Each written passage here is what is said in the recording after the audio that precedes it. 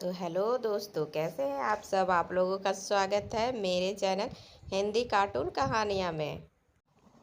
तो जैसा कि दोस्तों आप लोग जानते हैं कि यह चैनल मैंने आप लोगों के लिए ही बनाया है।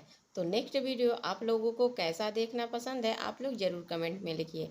मैं वैसा वीडियो बनाकर आप लोगों के सामने लाने की कोशिश करूँगी।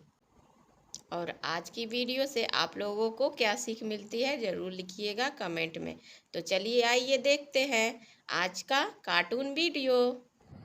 भाभी, वो देखो, वहाँ तक वो सारे खेत अपने हैं। अच्छा, तो सब में खेती होती है? नहीं, पापा के जाने के बाद खेती नहीं होती है। हाँ, लेकिन जब पापा थे ना, तो कभी गेहूँ कभी सब्जियाँ लगाया करते थे। वैसे हुआ क्या था पापा जी को? 3 साल पहले की बात है। हम सब खाना खा रहे थे। मैंने पापा को खाने के लिए आवाज़ लगाई पर वो नहीं आए। जब मैं उनके कमरे में गई तो वह उल्टे पड़े थे। डॉक्टर ने बताया उनको हार्ट अटैक आया था और उनके दुख में 1 साल बाद माँ भी चली गई। फिर बड़े भैया और बबीता भाभी पर मेरी और विशाल भैया की जिम्मेदारी आ गई। ओह, अच्छा, ठीक है, तुम अब दुखी ना हो। अब हम साथ ही साथ रहेंगे। साक्षी की बात सुनकर रितिका, उसकी इकलौती ननद, मुस्कुरा दी। बस 2 दिन रितिका की शादी साक्षी के भाई विशाल से हुई थी। साक्षी बहुत ही सुलझी हुई लड़की थी और ननद भाभी की खूब पट रही थी। दोनों काफ़ी देर से छत पे बातें ही कर रही थी। तब तक साक्षी की जेठानी की आवाज़ सुनाई दी, जो चिल्लाकर रितिका को बुला रही थी। बबीता का इतनी जोर से चिल्लाना साक्षी को अच्छा नहीं लगा। और फिर ये भाभी बुला रही हैं क्या तुम्हें? हाँ, अब मुझे जाना पड़ेगा, नहीं तो बड़ी भाभी बहुत डांटेंगी और गुस्सा करेंगी। आप बैठो, मैं जाती हूँ। कहाँ गई थी तू? वो मैं छोटी भाभी के साथ। अच्छा, ज़्यादा आवारा हो रही है। शाम होने को आ गई, खाना कौन बनाएगा?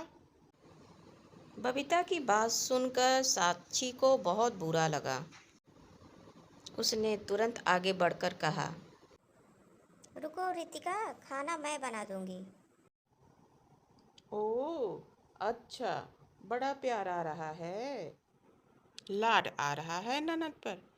अच्छा, आज रहने दो। आज शाम में तुम्हें मोहल्ले की औरतें देखने आ रही हैं।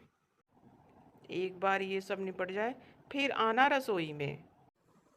छोटी भाभी आप जाओ ना, हमेशा मैं ही तो बनाती हूँ रात का खाना। हाँ तो, एहसान करती है क्या? चल जा चुपचाप रसोई घर में और सबसे पहले जाकर दूध उबाल देना, समझी? रितिका डरी सहमी रसोई घर में चली गई और साक्षी गुस्से में अपने रूम में चली गई। उसको अपनी जेठानी पर बहुत गुस्सा आ रहा था। थोड़ी देर बाद उसने अपने ननद को कमरे में बुलाया और बोला, तुम सारा दिन घर का काम करती रहती हो तो पढ़ती कब हो? पढ़ने के लिए ज़्यादा तो टाइम नहीं मिलता भाभी, लेकिन पहले जब माँ थी ना, पता है मैं क्लास में हमेशा फर्स्ट आती थी। और अब तो पास ही हो जाऊं, बस वही बड़ी बात है। काम से फुर्सत ही नहीं मिलती कि मैं अच्छे से घर पे पढ़ाई कर सकूं। देखो रितिका, पढ़ना बहुत ज़रूरी है। मैं तो खुद पढ़ लिख कर पुलिस इंस्पेक्टर बनना चाहती थी, लेकिन साक्षी की बात पूरी होने से पहले ही बबीता की चिल्लाने की आवाज़ आने लगी। रितिका, कहाँ है तू? ठहर जा, आज तेरी खैर नहीं। अरे कमबख्त, कहाँ मर गई? क्या हुआ? भाभी इतने गुस्से में क्यों है? मुझे पता नहीं भाभी क्या हुआ है, लेकिन लगता है ज़रूर आज मुझसे कोई गड़बड़ हुई है। मुझे तो बहुत डर लग रहा है। जैसे ही रितिका बाहर आई तो उसने देखा रसोई में दूध उबलकर फैल चुका था, जो रितिका ने ही उबालने के लिए रखा था। लेकिन साक्षी से बात करते करते वह दूध उबालना भूल गई थी। गुस्साई बबीता ने रितिका के गाल पर एक जोरदार तमाचा जड़ दिया। उसके बाद रितिका जोर जोर से रोने लगी। यह सब देखकर साक्षी दौड़ी और उसे गले से लगाकर चुप कराने की कोशिश करने लगी। फिर उसने गुस्से से बबीता से कहा, ये क्या कर रही हो भाभी? बच्ची है वो, और सबसे बड़ी बात वो आपकी ननद है। तो क्या वो मेरी सर पे नाचेगी? ले जा इसे मेरे आंखों के सामने से, नहीं तो आज हाथ पैर तोड़ दूंगी इसके। सारा दूध बर्बाद कर दिया कमबख्त मारी ने। बहुत देर तक रितिका रोती रही और साक्षी उससे लाड जताती रही। उसने बड़े प्यार से अपने हाथों से थाली लगाई और रितिका को खिलाने लगी। इससे रितिका को बहुत अच्छा लगा।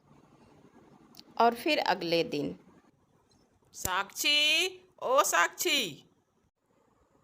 हाँ भाभी, क्या हुआ? रितिका तुम्हारे कमरे में है क्या? नहीं तो, वह तो मेरे कमरे में नहीं है। वो अभी तक स्कूल से नहीं आई भाभी। नहीं, अभी तक नहीं आई, कामचोर कहीं की। भाभी कल आपने उसे चाटा मारा था, कहीं वो कुछ कर ना बैठे। आप जल्दी मेरे साथ स्कूल चलो। बबीता और साक्षी दोनों तुरंत रितिका के स्कूल पहुंचे। उन दोनों को पता चला वह तो उस दिन स्कूल आई ही नहीं थी। लगता है वो आपके मार के वजह से कहीं चली गई है।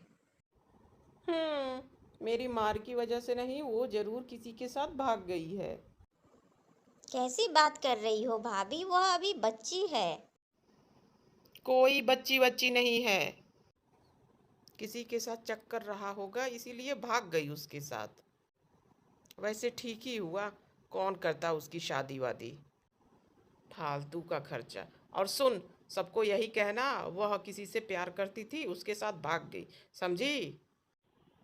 इससे ज़्यादा मुंह चलाने की ज़रूरत नहीं है। बबीता की बातें सुनकर साक्षी हैरान थी। करती भी क्या, वह चुप रही। और रितिका के नहीं रहने पर सारे काम घर के साक्षी पर ही पड़ गए और बबीता सारा दिन बस उस पे हुक्म चलाती। साक्षी को उसकी ननद रितिका की बहुत याद आती। ऐसे ही कई साल बीत गए और फिर एक दिन घर का दरवाजे की घंटी बजी। सामने एक पुलिस इंस्पेक्टर खड़ी थी। ध्यान से देखने के बाद बबीता को पता चला कि वह तो रितिका थी। रितिका, तू? जबान संभाल के मैडम, तू नहीं आप, समझी ना? पर तू, मतलब आप उस दिन। मैं उस दिन भागी नहीं थी, बल्कि छोटी भाभी के कहने पर मैं उनके भैया भाभी के पास चली गई थी। उन्होंने मेरा बहुत ख्याल रखा और मुझे पढ़ाया लिखाया, और उन्हीं के बदौलत मैं वह बन पाई जो मेरा बचपन से सपना था। मैं हमेशा से बनना चाहती थी, एक पुलिस इंस्पेक्टर। अच्छा। ये तो बड़ी खुशी की बात है। यूँ तो मैडम आपने मेरी पर और मेरे भाभी पे कई जुल्म ढाए हैं, लेकिन उन्हें मैं गुजरी बात समझ के भूल जाऊंगी। लेकिन आगे से अगर कोई औरत और बच्ची को परेशान किया तो जानती हो ना मैडम, जेल में कैसी आओ भगत होगी तुम्हारी। हाँ रितिका, मैं समझ गई। मुझे माफ कर दे गुड़िया। अच्छा, तो ठीक है, घर में पुलिस आई है तो अच्छे से नाश्ता वास्ता कराओ। और छोटी भाभी, जल्दी से आप अपना सामान पैक कर लो। अब से आप और विशाल भैया, आप दोनों मेरे साथ सरकारी बंगले में ही रहेंगे। यह कहकर रितिका ने साक्षी को गले से लगा लिया, मानो वह दिल से उसे शुक्रिया कह रही हो। और साक्षी को दोहरी खुशी हो रही थी। एक तो अपनी प्यारी ननद को कामयाब होते देखकर और दूसरा बबीता नाम की मुसीबत से छुटकारा मिलने जा रहा था। तो दोस्तों, आप लोगों को आज की कहानी कैसी लगी ज़रूर बताइए कमेंट में। और आज की वीडियो से आप लोगों को क्या सीख मिली ये भी कमेंट में लिखना मत भूलिएगा। तो चलिए दोस्तों, फिर मिलते हैं एक नई कहानी में।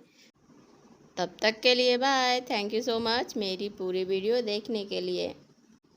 और नेक्स्ट वीडियो आप लोगों को कैसा देखना पसंद है ज़रूर लिखिए कमेंट।